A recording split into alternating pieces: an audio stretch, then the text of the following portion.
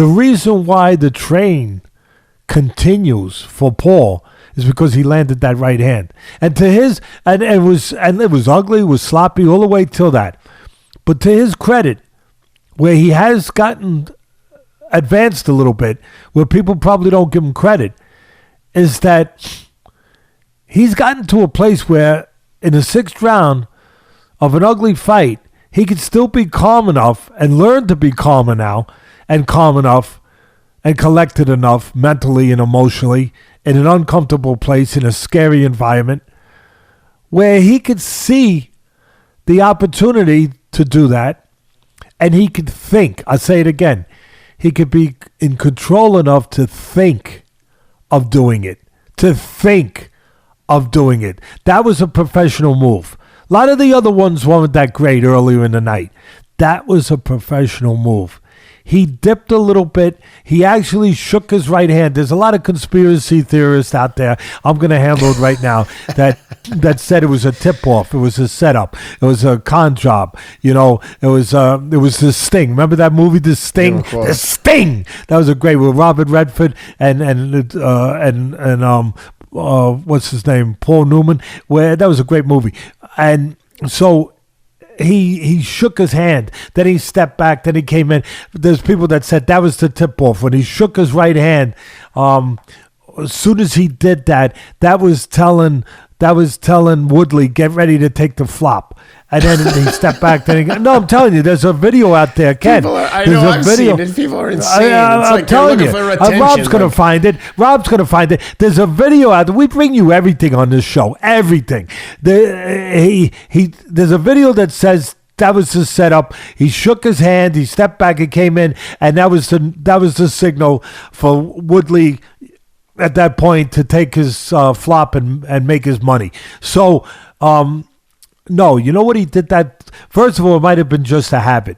The great champion, what's the great champion's name? He was a bantamweight, junior lightweight champion. Then he moved up to lightweight. He got knocked out by Davis.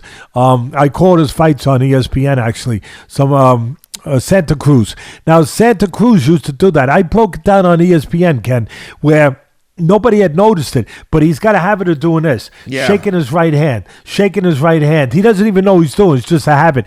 And he used to do that all the time. So before one of his fights, when I was doing the fight plan and breaking it down, I said, look, if the guy that's fighting Cruz would look at film, his corner, his people, that's why you got to have the right people with you. If they could look at the film like you look at football film, you know, before football game, get ready for the team or whatever, you look at film of a pitcher to see what his pitches are before you get ready to, you know, as a hitter to face them. So you know what you're facing. If they would look at this, they would make a plan where I would, every time he shook his hand, I would attack that side, the right side of Santa Cruz, the left side of the opponent. I would attack that side because while he's doing this, he can't punch.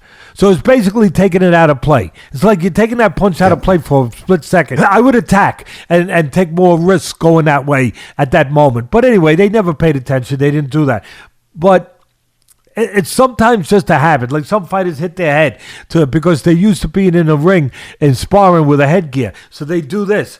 It's up to the trainer to break that habit, to be honest, to look at everything and notice everything and be on top of everything. So when he does this, you tell him, hey, don't do that, because when you're doing this, somebody could throw a punch and catch you. Your hand is out of place. It's not where it's supposed to be.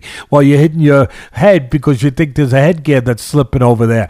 So maybe it's just a habit that he shakes his hand, he don't even know it. Or maybe he even did it on purpose, where he shook his hand just to make Woodley cognizant of the right hand, to think, okay, the right hand, you better be worried about it. Then he stepped out, then he came in, and what he did next was good, it was professional. He dipped a little bit. He looked down, he being Paul, he looked down like he was going to throw to the body, and then he shot a nice, beautiful overhand right hand to the head. And Woodley never saw it. Why? Because he got feinted out of position. His eyes got taken to a place where he thought the punch was coming, but it wasn't coming. It was coming from up top. He thought it was coming from below. And when you don't see a punch coming, that's when you have That's when you have a sensational knockout. You don't see it coming. You don't have time for your mind to prepare, to button down the hatches, to get ready for the incoming missile, the incoming, shot that's coming in. You don't have time to prepare for that, to ward it off, to shield yourself, to handle it. You just don't see it. It's like pulling a plug. It's like pulling a plug in a room and the lights go out. You just don't see it coming. You have no matter how tough you are, you have no time to see it, to prepare for it. And that was a perfect shot. And it was set up again perfectly. Call him a YouTuber, whatever you want. But he did that one brilliantly.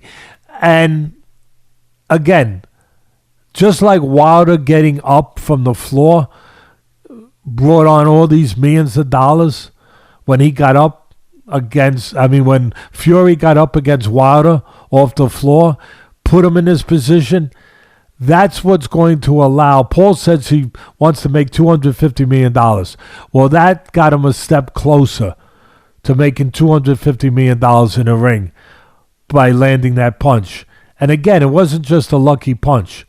It was a well set up, thought out punch by Paul that allowed that punch to land and to have the impact, the effect that it had. It was done in a professional way. Whether you like it or not, because of who did it, I don't give a damn. The truth is the truth. And the truth is, before that, he looked sloppy, and they both did. But that wasn't sloppy. That was set up in a brilliant way. There's no other way to say it.